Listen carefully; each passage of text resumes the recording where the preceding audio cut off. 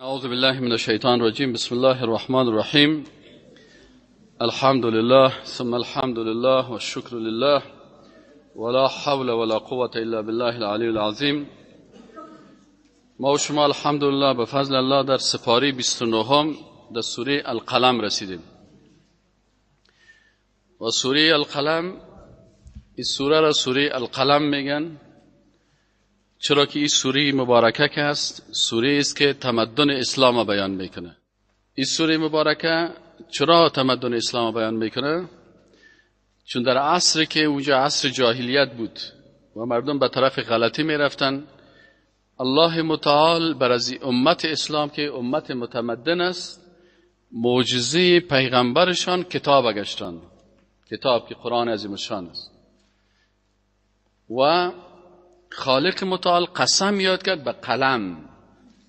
این تمدن است و با ارزش‌ترین چیزی که در تمدن انسان پیشرفت و ترقی میتن به قلم است. الله متعال به قلم سوگند یاد کرد و ما یسترون و با آنچه که اینا نوشته میکنن، جملاتی که شما نوشته میکنین، اکثرا اندیشه، فکر، تمدن، علوم، تکنولوژی، کلش توسط قلم، توسط تفکر، توسط نوشتن و توسط کتاب میشه. پس ما و شما امتی هستیم که اولین وحی که بالای پیغمبر متمدن آمد امی بود که اقرأ، بخوان. و خالق ما و شما قسم یاد کرده به چی؟ به قلم و ما یسترون و با آنچه که ما و شما نوشته میکنیم. پس دین اسلام دین مدنیت است. از همین خاطر وقتی که رسول الله صلی الله علیه و آله از مکه مکرمه هجرت کرد به یثرب، وقت نامش یثرب بود، با حضور مدینه الرسول میگفتن. چرا مدینه الرسول میگفتن؟ به خاطر که کلمه مدینه از مدنیت گرفته شده، از پیشرفت و ترقی و تمدن گرفته شده که پیغمبر وقتی که در مدینه آمد اساسات مدنیت و تمدن در اونجا گذاشت. اعوذ بالله من الشیطان الرجیم. بسم الله الرحمن الرحیم. نون از جمله حروف مقطعات است. الله اعلم بمراده. والقلم، الله متعال میگه قسم است به قلم. و ما یسترون، و قسم است به آنچه که اینا می نویسند. الله متعال قسم یاد میکنه به قلم و به آن چیزی که نوشته می شود. وقتی الله به قلم و به آن چیزی که نوشته می شود قسم یاد میکنه، به این معناست که انسان متمدن، مسلمان متمدن و پیشرفته و روشن فکر همیشه باید در فکر ازی باشه که سواد باشه، دانش باشه، علم باشه، کتاب باشه، قلم باشه، نوشته باشه. به این خاطر دین ما و شما دین پیشرفت و ترقی و تمدن است. اما متاسفانه کسایی که نمیفهمه دین ما و شما را غلط معرفی میکنه، یا دشمنای اسلام بر مردم غلط در مورد اسلام چی میکنن؟ غلطی را معرفی میکنن. الله متعال میگه ما انت بنعمت ربک بمجنون. این پیغمبری که شما دارین سر از دشمنای اسلام تهمت میکردن، میگفتن دیوانه هست. الله متعال از رسول الله صلی الله علیه و دفاع میکنه. الله رسول الله صلی الله علیه و بسیار دوست داره، از این خاطر جوابشان الله میگه ما انت، ای رسول الله صلی الله علیه و سلم، نیستی تو به نعمت ربک، به نعمت پروردگارت، به مجنون، دیوانه. این نعمت الله هست که تو را یک انسان با شخصیتی که با این قرآن و سنت را عالم بزرگ جهان ساخت. این همیال ما کسایی که پروفیسورهای پوهنتونها بودیم شاگردهای رسول الله صلی الله علیه و سلم هستیم. علم ما به اندازه ذره در مقابل علم رسول الله صلی الله علیه و سلم. الرحمن علم القرآن، بر رسول الله صلی الله علیه و سلم کی تعلیم داد؟ علم الله الرسول القرآن و ان لك لاجرا غیر ممنون. آل رسول الله صلی الله علیه و سلم وقتی که این مقام بزرگ داره، پاداش داره، الله متعال میگه ای رسول الله صلی الله علیه و سلم، بر تو پاداش، اجر پاداش غیر ممنون، بی نهایت، بسیار زیاد است. الله متعال وقتی که رسول الله صلی الله علیه و سلم توصیف میکنه که یک شخص هوشیار و فهمیده و دانشمند است، اجر بسیار بزرگ داره، این پیغمبر با شخصیت متمدن شما که هست، یکی از وظایف متمدنانه رسول الله صلی الله علیه و چی بود که اخلاق بسیار عالی داشت. و اینک لعلی خلق عظیم. رسول الله صلی الله علیه و تو دارای اخلاق بسیار عظیم هستی. اخلاق کوچک است، متوسط است، اما بلند رفته میره تا که به اخلاق عظیم میرسه. اخلاق کوچک کدام یکی هست؟ که خوب آدم هستی و کس ضررت نمیرسه. یه اخلاق کوچک است، میگه فلانی خوب آدم است و کس ضررش نمیرسه. اخلاق تازی کرده که عالی تر میشه. او چی هست؟ که او کسی که بر تو ضرر میرسانه تو بر او ضرر نمیرسانی. باز اخلاق تو متوسط است.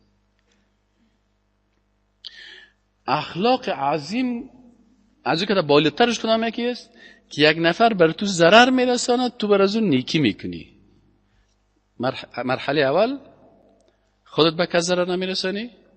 مرحله 20% اخلاق داری. 40% کدام اخلاق است؟ که او به تو ضرر میرسان تو بر ضرر نمیرسانی. تو 40% اخلاق داری. 45%، 50%. 75% اخلاقی است که او ضرر میرساند تو برش نیکی میکنی. چند فیصد اخلاق داری؟ 75%. 100% کدام اخلاق است؟ او میخواهد تو را بکشه، بر تو دسیسه میسازن، تو میخواهی که او را به جنت دعوت میکنی. از این خاطر رسول الله صلی الله علیه و اخلاق عظیم داشت. مردم دسیسه میکنن بکشنش، دشنام بتن، قتلش بکنن، از بین ببرن. و رسول الله صلی الله علیه و چی میخواست برشان؟ جنت، تمدن، راحت، آرامش. این خوبی ها را برشان میخواست. و اینک لعلی خلق عظیم. این الهی ما و شما مثل رسول الله صلی الله علیه و اخلاق داریم. ببینیم که چند فیصد اخلاق ماست؟ 25%، 50%، 75% یا 100%. فستبصر و یبصرون. ای رسول الله صلی الله علیه و تو هم میبینی، زود است که ببینی، و یبصرون و اونا هم زود است که ببینن. بأیکم المفتون، که کدام یکی از شما دیوانه هستین. باز کافرها، مشرکین، مردمای بیدین باز اونا میفهمن که کی بیدین هستن، کی گمراه هستن، کی غلط هستن، کی دیوانه هست. ان ربک یقینا که رب تو هو اوست اعلم بسیار با خبر به من ضل عن سبیله، به کسی که او گمراه شده از راهی از او. و هو و الله اعلم بسیار با خبر از بالمهتدین، به کسانی که اونا هدایت یافتن. بسیار علم داره، عالم است و با خبر است. پس توی پیغمبر وقتی که دارای تو یک شخصیت هستی، فلا تطع المکذبین، هیچ وقت اطاعت از مردمای دروغگو نکو. مشرک دروغ میگه، کافر دروغ میگه، بدعتکار دروغ میگه، یا عادتشان دروغ است. اطاعت از مردمای دروغگوی نکن. یک کسی مرا گفت همین سیاست خود دروغ است. گفتم بله، برای شما دروغ است، چون در رأس سیاست کافرها شیطان دروغگوی است. مسلمانان سیاستشان دروغ نیست، چون در رأس سیاست اسلامی پیغمبرها هست. پس در رأس سیاست ما رسول الله صلی الله علیه و سلم بود. سیاست رسول الله هم سیاست صادقانه هست. الله متعال میگه که متابعت از این مردمای دروغگوی نکن.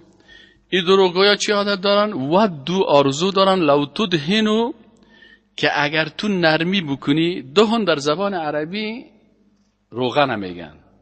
مداهنت چی نمیگن؟ یا روغن چربی، نرمش، غوړمالی. میگه توی کارا را نکو. این نرمش و این چرب کردن و مالش کردن، این کارا نکو. اینا چی میگن؟ آرزو دارن که تو چی کنی؟ بر از اینا نرمش بکنی. فیدهنون، باز اونا هم چی کنن؟ اما تو نرمی بکن. میان تو را میگه این شرک قبول کنی، کفر قبول کنی، این مجلس کفری بشی. باز اونا هم میگه ما هم که تو نرم هستیم، باز که تو خوب میباشیم. این کارا نکن. در مجلسی که غضب الله نازل میشه در اشتراک نکن. در مجلسی که توهین به مقدسات میشه اشتراک نکن. چرا الله متعال میگه باز شما هم مثل از اونا میشین. فهمیدین؟ ولا تطع كل حلاف مهین. تو اطاعت نکو. یک کسی بود، این بسیار آدم خبیث بود. این تقریبا 13 صفت زشتش اینجا گفته شده است. این دیگه میامد پیش پیغمبر صلی الله علیه و سلم و پیغمبر را تشویق میکرد که بیا کت ما یک جای شو، این کار بکن، این کار میکن. الله متعال گفت که ولا تطع، اطاعت نکو از کل حلاف، از هر انسان بسیار قسم خور. مردمایی که زیاد قسم میخورن مردمای بیدین هستن. اگه تو صادق هستی نیاز نداری که زیاد قسم بخوری. یکی حلاف بود، بسیار قسم خور بودی، شخص مهین، بسیار انسان ذلیل و پست بود. دو صفتش. سوم صفتش حمازن، یعنی این صفت انسانهای بیدین است. اگر این صفتها در وجود هر کسی باشه این نمی‌قسم بدبخت است. این قسم خور بود، زیاد قسم میخورد، مهین ذلیل بود، حماز عیب جوی بود. مشاء بنمیم، بسیار چغلی میکرد، سخنچین بود. مشاء کسی که بسیار حرکت میکنه، بنمیم به نمامت و سخنچینی. مناع للخیر، دیگه صفتش چی بود؟ مناع للخیر بود، بسیار منع کننده بود برای نیکی ها. خودش هم نیکی نمیکرد و سخاوت نمیکرد، دیگرها را هم از کار خیر مانع میشد. معتد تجاوزکار بود، اثیم گناهکار بود. عتل بسیار بدمزاج بود که مردم هم کشکده میبرد، عذاب میکرد مسلمان ها را. عتل بعد از امی ظلم خود، بعد از ذلك زنیم، بد اهل بود، یعنی فرزند پدر خودم نبود، لاوارث بود. ان کان ذا مال و بنین. چرا این کارا میکرد؟ لماذا یفعل کل هذه الامور؟ چرا کل زشتی ها را میکرد؟ بخاطر ازی لان کان ذا مال و بنین، بخاطر ازی که ذا مال و ان کان ذا مال و بنین، یعنی به خاطر ازی که خوب مالدار بود و خوب فرزندا داشت. این سرزمون مال و فرزندای خود چی میکرد؟ زیاد افتخار میکرد. اذا تتلى علیه آیاتنا، وقتی که بر از اینا تلاوت میشد یا به می شخص تلاوت میشد آیات ما، قال، باز میگه اساطیر الاولین، این قصه های مردم های سابقه هست. الله متعال میگه سنسیمه، باز ما یک علامت میتیم یا داغ میکنیم علی الخرطوم، دم بینیش، که بینیش مثل امو خلطوم فیل وارز، یعنی اتو علامه برش میتیم که در روز قیامت خوب ذلیل کلگی بشناسیش. همین دو کسن یک آدم ها را جور میکنن، بینیش فیل وار میباشه، بخل و میره بگوان خود جور کردن. اکثرشان همی قسم هسته آدم هایست که بینیش وارست، خلطوم واره. دیدین نه اکثر شدگانی در این زیاد است. اینا یقینا که الله متعال میگه که ما با قدرت خود بلوناهم، امتحان کردیم این مردم را، کما بلونا اصحاب الجنه، مثل که ما امتحان کردیم اصحاب الجنه، صاحبان باغ را. این مردم های صاحبای باغ چه قسم بودن؟ بخیل بودن. این باغ داشتن، در باغ خود بخیلی میکنن. از اقسمو دو تا اندیوالا بودن، یک دونه باغ داشتن، قسم خوردن در بین خود که لا یسریمونها مصبحین، که ما ایره میوه چینی میکنیم مصبحین، صبحکی صبح میریم دیگه میوه از کلش چی میکنیم؟ جمع میکنیم. ولا یستثنون، باز اینا گفتن که بعض علما میگن که یا هیچ استثنای قرار ندادن به این معنا که از این میوه هایی که جمع میکنیم به یک فقیر و مسکین تو رام میتیم. گفت نه، این سخن هم گفتن که به هیچ کس نمیتیم چیزه، کل میوه را پر میکنیم در کریتا برای خود. و بعض علمای دیگه میگن که استثناء یعنی انشاءالله نگفتن که ثواب خیلی کار میکنیم. فطاف علیها، وقتی که یاتو بخیلی کردن، فطاف پس گشت علیها بر زمین باغشان، طائف من ربک، کسان آمادنی بودن، من ربک از جانب پروردگارتان، و هم نائمون در حالی که یا در خواب بودن. فاصبحت کالصریم، اتو عذاب الله سر از را نازل کرد که امی باغشان کالصریم، مثل فصل درو شده. صبح که آمدن که هیچ چیز دیش نیست، عذاب الله گرفته، باغ زنده از بین رفتن. فتنادوا مصبحین، صدا کردن صبحکی، انقدوا علی حرثکم، بر شریکای خود گفتن الا برین به طرف کشتتان، اخدو یعنی در وقت حرکت کنین، برین به طرف حرثتان، امو باغتان، زمینتان، ان کنتم صارمین، اگر شما میخواین که چی کنین؟ میوه چینی کنین. صارمین کسایی که میوه چینی میکنن، قطع میکنن میوه ها را. فانطلقوا، یا حرکت کردن، و هم یتخافتون، تو حرکت خود کردن دیگه، باز اما تو با یک دیگر پت میگفتن، اما تو پت برین در تاریکی، ان لا یدخلن اليوم علیکم مسکین، که سر شما هیچ مسکین داخل نشه، مسکینای قریه خبر نشه، باز میگه که کمک بر ما از این گندمت یک کمک چیز بده، یا از این حاصلاتت، یا از این میوهت یک چیز کمک بکن، بیوه و فقیر و یتیم و یپا خبر نشه. الله یدخلنها که داخل نشود. الیوم امروز علیکم بالای شما مسکین، کدام مسکین؟ و غدوا علی حرد قادرین، میگه یا حرکت کردن رفتن علی حرد قادرین که بمی کار خود خوب قدرتمند بودن، بمی انجام دادن ای کار. فلما رأوها، پس وقتی که میگه باغ دیدن، قالوا اینا لضالون، گفتن ما خود راه را گم کردیم. دیگه ایش برشان گفت که نه، بل نحن محرومون، ما محروم شدیم، هلاک شدیم، باغ از بین رفته. قال اوسطهم، شخص وسطی از اینا که لکمک دیندار بود و برشان گفت که الم اقل لكم لولا تسبحون، ما بر شما نگفتم که شما تسبیح بگوین؟ خود چند نفر شریک بودن دیگه، یکی از شریکایشان برشان گفته ما بر شما نگفتم که بخیلی نکنین، غلطی نکنین، یاد الله را بکنین، نام الله را بگوین؟ حالا که باغشان هلاک شد، حالا چی میگن؟ قالو گفتن سبحان ربنا، یگانه که باز خوب که عذاب سرش بیایه بازو وقت دیگه الله به یادش میاد. قالو گفتن سبحان ربنا، پاک است رب ما، انا كنا ظالمین، ما بسیار ظالم بودیم. فاقبل بعضهم على بعض يتلاومون، پس روی دور دادن یکی سر دیگه خود ملامت میکنه که تو بسیار بی‌نماز بودی، تو بسیار بیدین بودی، تو بسیار بی‌خیر بودی، تو گفتی کمک نمیکنیم. حالا یکی دیگه خود چی میکنن؟ ملامتون. قالو گفتن یا ویلنا، افسوس، هلاک بر ما باد، انا كنا طاغین، ما بسیار طاغی و سرکش بودیم، از حد تجاوز میکردیم. عسى ربنا، امید است که رب ما ان یبدلنا خیر منها، که تبدیل بکنه برای ما خیرن بهتر منها، زمین باغ. انا الی ربنا راغبون، ما به پروردگار خود رجوع کننده هستیم. الله متعال میگه کذالک العذاب، اینمی قسم عذاب است، و العذاب الاخرت اکبر، و عذاب آخرت از این که هم بزرگتر است، لو کانوا یعلمون، اگر اینا علم داشته باشن. ان للمتقین، یقین بر انسانهای متقی، عند ربهم، به نزد پروردگارشان، جنات النعیم، باغهای از نعمت هست. افنجعل المسلمین کالمجرمین، الله میگه شما تو تصور میکنین که ما مسلمان ها را مثل مجرما یک قسم شهادت نامه میتیم، یک قسم پاداش میتیم شونه؟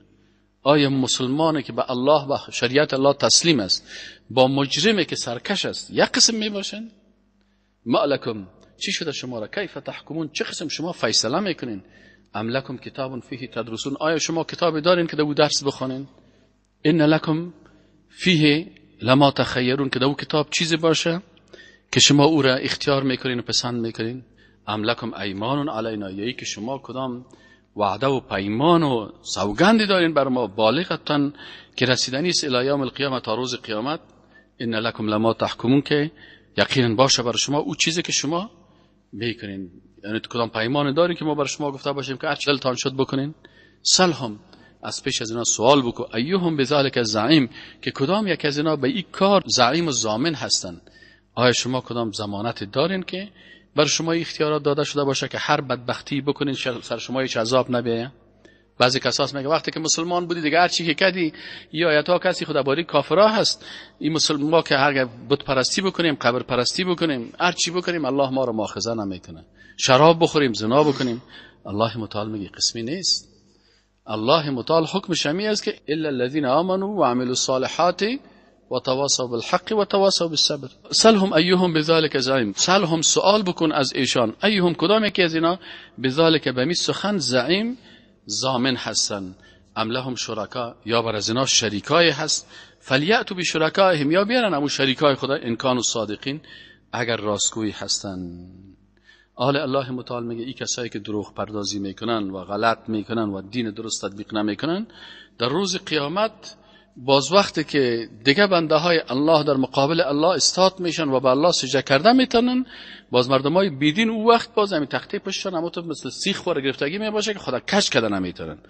یوم روز قیامت روز است که یکشف عن ساق، الله متعال میگه آشکار میشود ساقش. ساق الله متعال را به خود نسبت کرده، ما این را با ساق مخلوقات تشبیه نمی کنیم، همین قسم که صفت از قبول داریم و مربوط غیب است.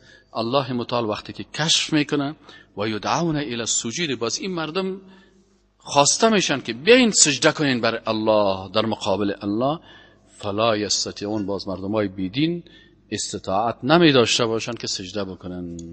خاشعتا ابصارهم، باز پایین میافتاده باشه چشمایشان، ترحقهم ذله، یارا میپوشان از ذلت، بسیار ذلیل میباشن.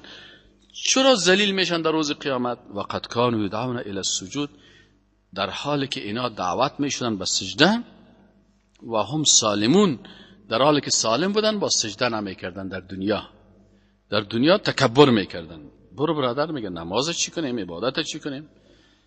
فذرنی، پس بگذار مرا، و من یکذب بهذا الحدیث، الله متعال رسول الله صلی الله علیه و آله میگه که بگذار، تو در فکر از یا نشو، اینا را بگذار. و من یکذب بهذا الحدیث، هر کسی که تکذیب میکنه به این سخن، الله متعال میگه سنستدرجهم من حیث لا یعلمون، ما بر از اینا استدراج میتیم، یک درجه یک برشان میتیم، من حیث لا یعلمون، از جایی که اینا نمیفهمن. اینجا علما میگن که یکی معجزه هست که مخصوص پیغمبرها هست، کرامت هست که مربوط اولیاء الله می باشه، استدراج است مربوط بیدینا و کافرها می باشه. این هر کدامش امور خارق العاده است، یگان کار میکنن که او را عام مردم کرده نمیتونه. پس معجزه اگر این کار خارق العاده توسط یک پیغمبر می باشه، این معجزه هست. و اگر توسط یک ولی از اولیاء الله می باشه که به شریعت الله وابسته هست، لکن یک کار جالب از او که مور نمیتونه میکنه، ایره یک ولی از اولیاء الله میکنه.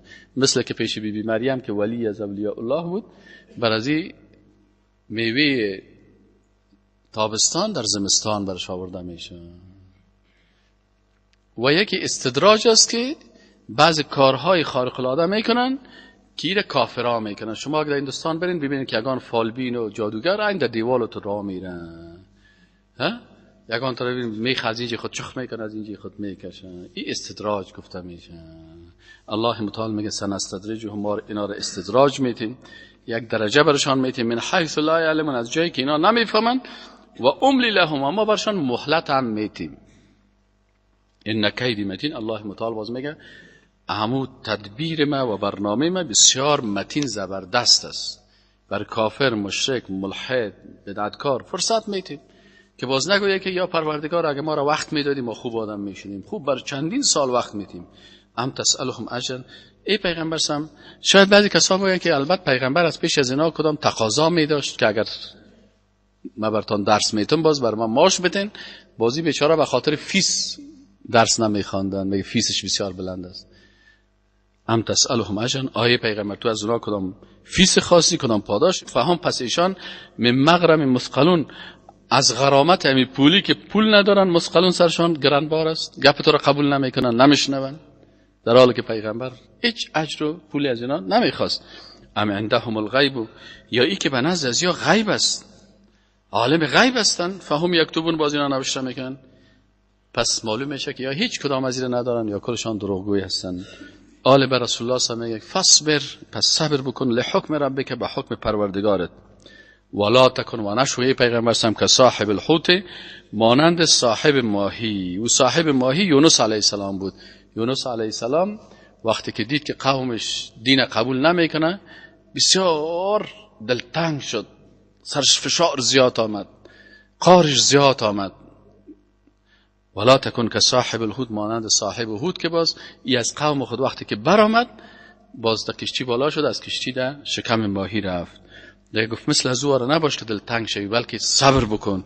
اذ نادا، وقتی که او صدا کرد از الله، به الله دعا کرد، و هو مکظوم، در حالی که بسیار متکظم، بسیار غصناک بود.